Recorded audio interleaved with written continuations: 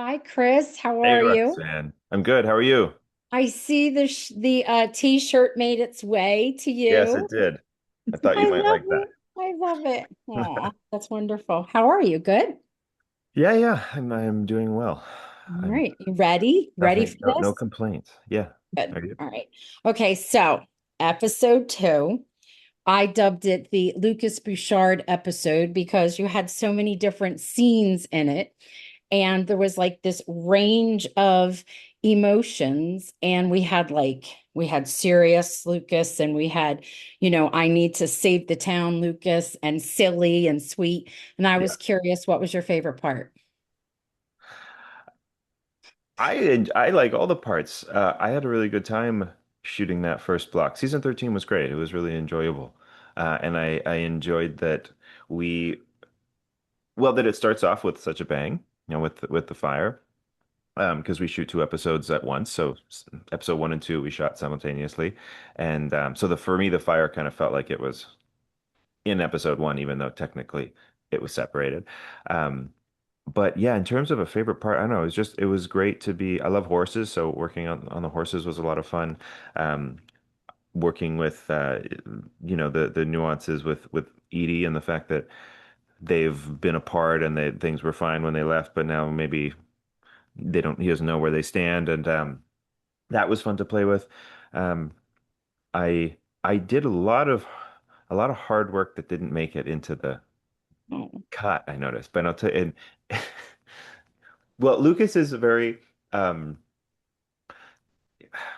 you don't get to see Lucas doing much with his hands, you know? But way back in the day when remember he was trying to hammer something in the library and he yes. couldn't figure it out. And like, oh, Lucas. So in this one, it was scripted that he's got this big, they're digging this ditch. And I just gave 110% on it. I was out there sweating just over and over and over again. And not one full swing made that cut. I was like, Oh, but that's okay. The blisters were, it was for a good cause. I just kind of joking around about that, but it was funny because I thought, oh, this would be a good opportunity to show that, Lucas does know how to swing a tool. Oh well, yeah, you just have that's to all right. believe me. You just have to trust me. We What believe else was you. fun though? The magic was great and working with the kids.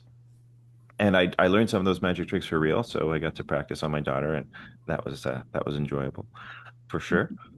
Um, yeah, I don't know. There's just a lot packed into that those two episodes for everybody. Yes, it was. It was amazing because everyone was there. And then again, we were Yeah. just so excited. Those who love Lucas were like, wow, he's doing this, he's doing this. It was nice. It was good. Thank Yeah. you. Well, you're welcome. Hi, Chris. This is Nicole. Uh, so, my first question for you is, as a whole, if season 13 were told as a chapter title in Lucas Bouchard's life, what would you name it? Can you repeat that question? If what in Sure. 13 was a If season 13 were told as a chapter title in Lucas Bouchard's life, what would you name hmm, it?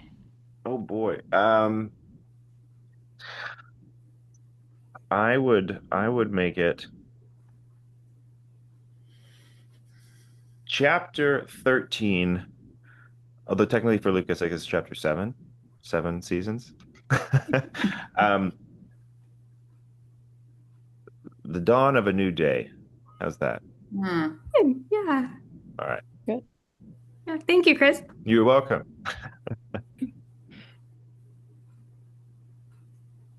I forgot to unmute. Hey, Chris, it's Sarah Hi. from Centers and Button. How are you? I'm good. How are you? Good. Nice to see you again. You too. Um, okay, so we are loving the dynamic between Lucas and Edie, especially Yeah. this season so far. What qualities in Edie do you think that Lucas admires the most? And how do you think that they challenge or change him throughout this season?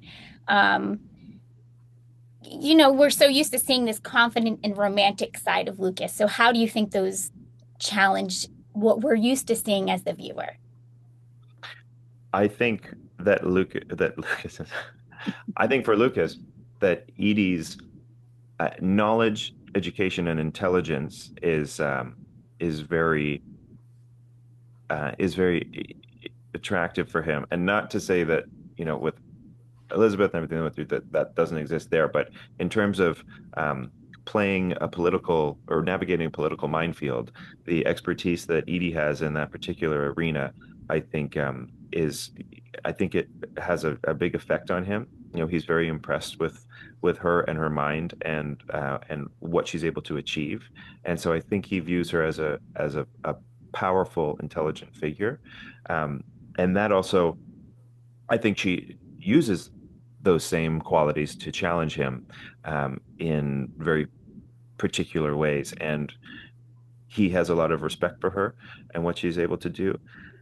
Um, and now I'm forgetting the rest of the question. I was just thinking about Edie and then forgot what you asked me. So what's the second part of your question that Yeah, I so the haven't second part is basically how do you think that kind of challenges him or changes the way that we're changed? used to seeing him? Yeah. Great, great. Okay. Yes. Um, I think I think Edie can be quite blunt, and really committed and steadfast in her decisions. And that can challenge Lucas because things can be abrupt and he can meet, she's a strong character. And when she presents something to him that perhaps he doesn't like, uh, she has a lot of willpower and is very headstrong. And then that can be tough to navigate. Does that make sense? Yeah. Okay. Okay. Yeah. She kind of throws him a bit, I think. Yeah, I think so too. But that's also, I mean, I think a very big part of what attracts him to her. Right. Love it. Thanks. Hi, Yeah. sorry to interrupt. I forgot one housekeeping note that please go on mute when you're not speaking because other people have been picking up background noise. Mm. Um, Not you, Chris. Um, I and can go on mute. also, Why? I do need to let you guys know that this is going to be a shorter podcast interview because Chris has another interview right after this. So we're definitely going to try to get two questions for everyone and see how that goes. But well, all right. Thank you. Sorry. I'll be quiet. Hi, Chris. This is Stephanie from the Heart and Motion podcast. How are you doing? Hi, Stephanie. I'm great. How are you? Great. So Lucas plays a key role in helping Hope Valley become a tier 1 insulin clinic. We see Hmm. that in episode 1. Will we see more moments where he uses his position to directly advocate for the people of the territory this season? And do you think that Lucas ever worries that serving in that capacity could cost him something personally? Yes. I think that's a very accurate question, and I think it speaks to the themes of this season. He is trying to navigate uh, the costs versus the benefits. There's so much that he wants to do, and he keeps finding himself in positions where do I choose to do what I think is right, or do I choose to do what I think can prolong my tenure as governor and continue to do more things down the road? So it's kind of a constant battle, but definitely, yeah, your question is very specific to his trajectory and what he's dealing with. Okay, thanks. You're welcome.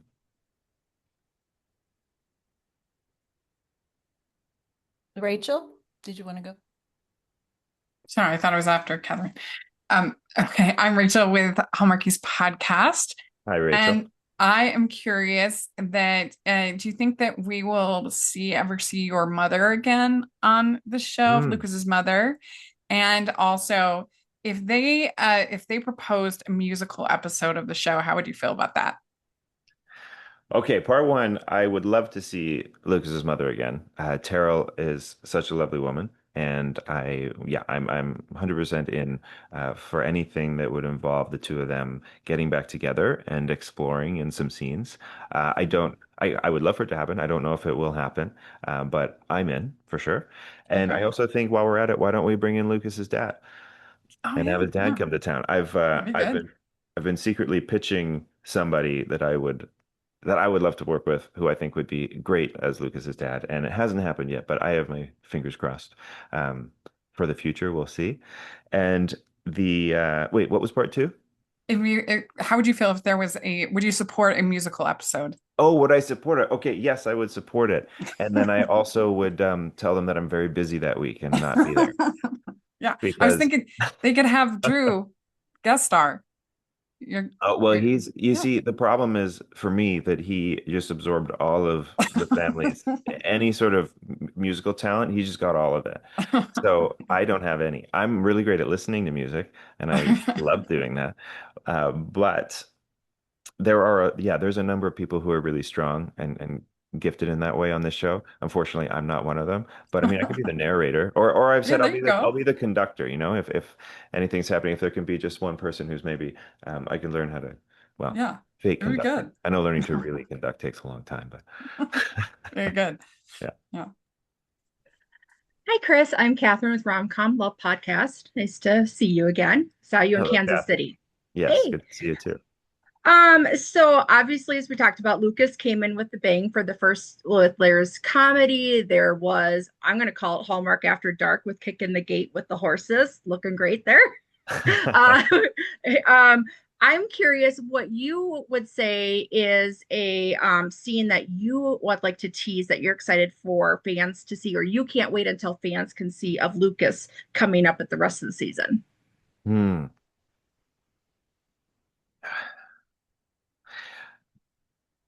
I do have a favorite scene that I think it's quite I think it's special for Lucas and I think the fans will really enjoy uh, hopefully what they see there. I'm just trying to think of how to frame it so as to tease it but not get in trouble, you know, Mm-hmm. from my bosses. Um, but I'll say there's a journey. One of Lucas's storylines this season um, has some it has some bumps in the road. God, I can't. It's so hard. It's so hard to talk about it without talking about it. Um, I think Wink that one. No, what's that? I said wink once, wink twice. Yeah. I think for people who've been wanting Lucas to find some happiness in his life and kind of yeah hold that dear. I hope they're thrilled as much as Lucas is for a scene that will be. I mean, hopefully, I haven't seen the episode, so hopefully it's not cut. I'm just kidding. I'm sure it'll be in there. Yeah, no, there is an exciting one coming up, but you have to wait a little bit. Okay. Yeah. Hi, Chris. I'm from Hi, Donna, Faith, Love, and Friendship podcast. Kind of, hi, Donna. hi, kind of piggybacking on what you just said, which you kind of gave maybe a little bit of segue to my question. Sure. We've seen Lucas evolve with trying to find that better half. Why Yeah. now during obviously season 13 and this part of the journey? Why do you think, speaking on his standpoint, why do you think Edie could be the one? Well, Rosemary's married, and no, I'm just kidding. I'm just joking. Um, because I think Edie sparked something in him that he hasn't felt in a long time. When he first met Elizabeth, there was something about her that resonated for him and that reminded him Mhm, of what his dad, told him and that he mhm, would know. And and I think that was the first time that had happened in Lucas's life, like to the depth and level that it did at that point. mhm, And now Edie is also triggering these feelings in him. And so I think it's just a matter that he's taking, he's moving through his life as we all do one day at a time. And up until this point, there hasn't been somebody that has ignited him in that way. mhm. And I think he's following his heart in that direction as much as he clumsily knows how. Thanks. It makes sense. Good. Okay, back to me. Yep, back to you. Hello. Okay. So, Chris, I'm going to ask something that's more like on a personal level, but not too personal. I'm Okay. just curious, or we're curious, what's keeping you busy between filming of When Calls the Heart, besides the obvious and expanding family? Um, Yeah, well, just that really. I think getting ready to welcome, a new person to the home. Um,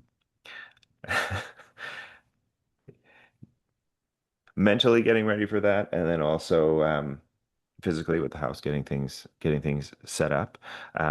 But I think right now, one daughter takes up a lot of my time, like a lot of time.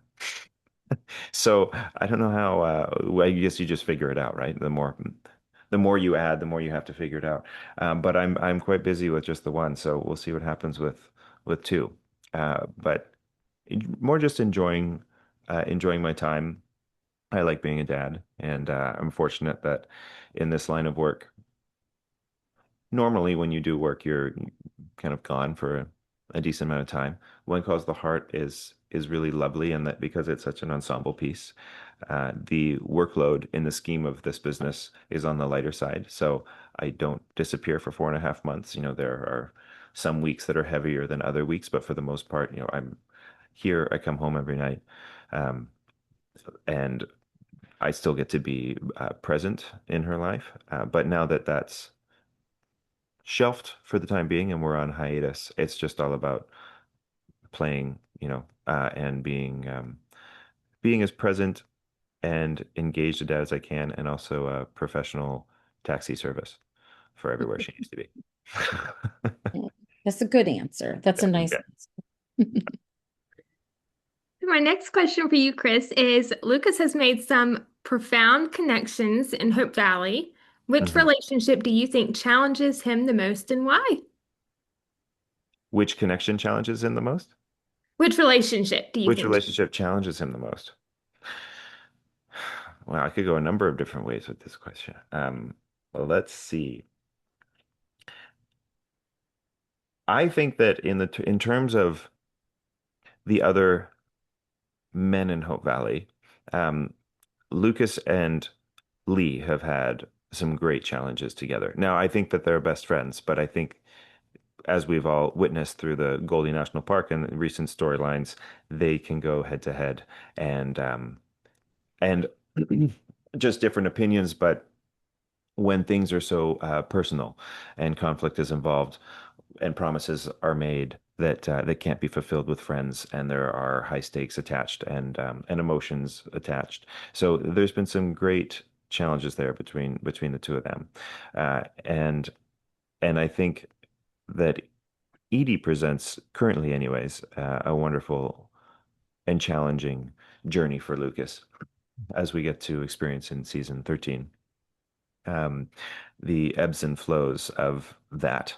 And yeah, when you just want to like shake the TV and say, just communicate. Yes, I very guess true. you might, yeah, that's the sense that I got sometimes. It just comes back to a lack of community. You got to communicate clear. Um, so those are the two current, yeah, I'd say at the moment, those two. That's a great answer. And I Yeah. love the dynamic between Lucas and Lee, and of Yeah. course, Lucas and Edie too. And I can't wait to see more in season Yes. 13. But and Thank you. Edwin's always a thorn in his side. I will say Yes. that too. Can't forget Thank Edwin. you. You're welcome. Hi, Chris. I'm Julie from Suspenders and Button. Hello, Julie. Nice to see you. Good to see you again, too.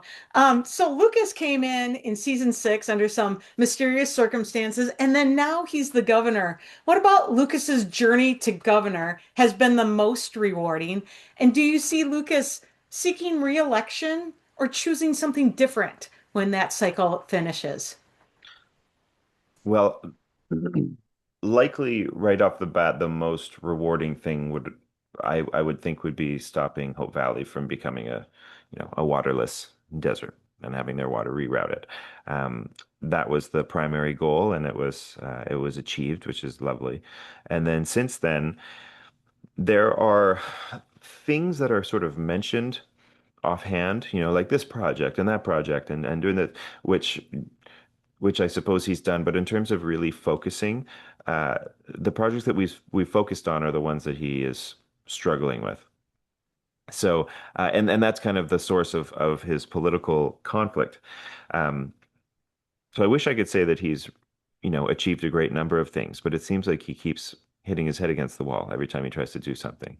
And that is what will lead him to that same decision, right? Is this something that I want to continue doing, or is it getting the best of me? And I don't, I'm so frustrated with the system and how it works that I think I'm going to step down and try something else.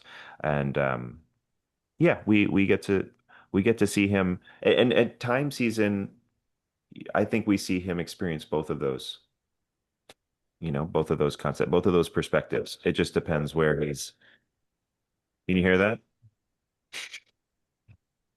That's my alarm system. Someone's at the door. Anyways, yeah, that's where he's at this season. So we'll see where Lucas We'll goes. see. Yeah. Fans are really curious about Lucas's future as a farmer. I'm just kidding. Well, I was gonna say Lucas and Henry. Why not? Henry's out there farming hazelnuts, growing hazelnuts. Maybe Lucas gets into apples. Seriously, though, you've played Lucas for 8 seasons now, which is just amazing to me. I'm curious, what scenes do challenge you the most? Is it more of the softer scenes? Is it more of the more emotional scenes where Lucas gets a little bit more bold? Can you talk a little bit about that? Yeah, any scene where I'm in front of a crowd, I just fall apart. I guess you guys don't get to see that because they only use the good bits and cut it together. But yeah, just ask Cavan next time you talk to him. He likes to poke fun of me for that. I get nervous with eyes on me, and then I start to get hot, and then I start to sweat, and then I start to forget what I'm doing, and then I get frustrated, and it's just a downwards spiral. Oh, we heard a little bit about that at the Hallmark Christmas experience. Did I talk about that? Okay, Yeah. blanked it out. Um, but I mean that's sort of a joking answer in that I do find those scenes challenging just because me, Chris, I get nervous and shy, but I got to get through that for work. In a, I guess a more serious answer or legitimate answer, hmm, I don't know. The scenes that are emotional and require more work that way, I don't necessarily feel like they're harder because those moments are usually and hopefully earned from those characters, and so it's not it's not a challenge, but it's to step into them because they're you can empathize with them and understand and meet those characters in those places, and so it should be actually flow kind of freely. Um, Yeah, so I don't know. I don't know if I'm giving you a proper answer on this because, but that's where I stand on those. And then sometimes, to be honest, I guess when you have a light load in a scene, that can be hard because you might look at it and go, "Oh, I got that. That's no problem. I just pop in here," and then it gets to the day and you can't remember your one line, or you forget the timing, or and then you're hindering other people who did do a whole bunch of work because they have to lift heavily in those scenes. So those ones can sneak up on you when you just have the one thing to say. Well, we like what you bring us anyway, so Oh, well, thank you. great. Okay, were you surprised when you first read the script of Elizabeth and Lucas breaking up? Did that surprise you? And secondly, do you think it's realistic the way they've been able to sort of maintain their friendship going forward? I was not surprised when I read it. Um, I was surprised when I found out prior to reading it. Okay. Oh, so you knew. By the time that I read that, yes, I'd been made aware. And yeah, no, I mean, for sure, I found it surprising. I felt like we'd spent several years moving in one direction, and then there was an idea to switch things around that I wasn't expecting. So there was that. But then the idea of, well, yeah, them being maintaining a friendship. I think again going back to, well, I say going back. I don't remember if I mentioned this in this junket or if it was earlier today, but that Lucas always wanted Elizabeth to be happy, and so if and that was his main priority, uh, aside from his own wants and desires to start a family and to be with her, but he he just really loved her and cherished her and wanted to see her fulfilled and in love and happy. And if it happens to be with somebody else, then that's a price for him, but at the end of the day, that's what he wants for her. So, in that capacity, I think it does make sense that they're able to maintain a friendship because he sees that Nathan fulfills her and makes her happy. Um, I think that there has been a lot sort of left unsaid between the two of them, and we'll see if in time um, conversations that might address that. They might transpire, they might not. I'm not sure, but it doesn't surprise me that they're able to maintain friends. I think they have a lot of respect for one another.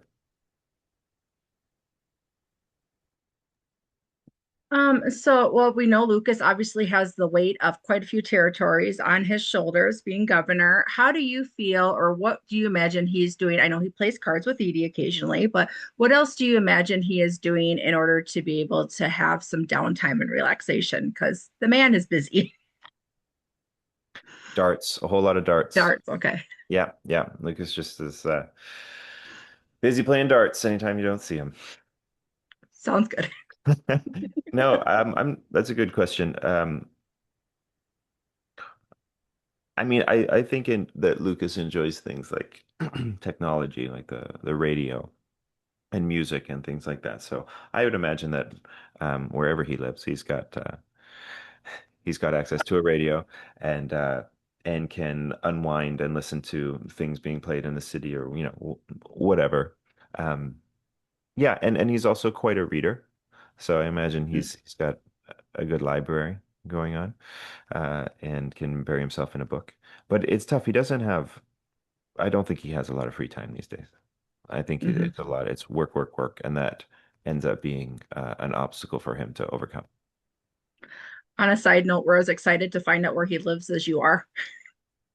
Hey, we'll all find out together, I guess. I don't know. All right. My next question would be if you could choose one character trait of Lucas that you wish you had, what would it be and why?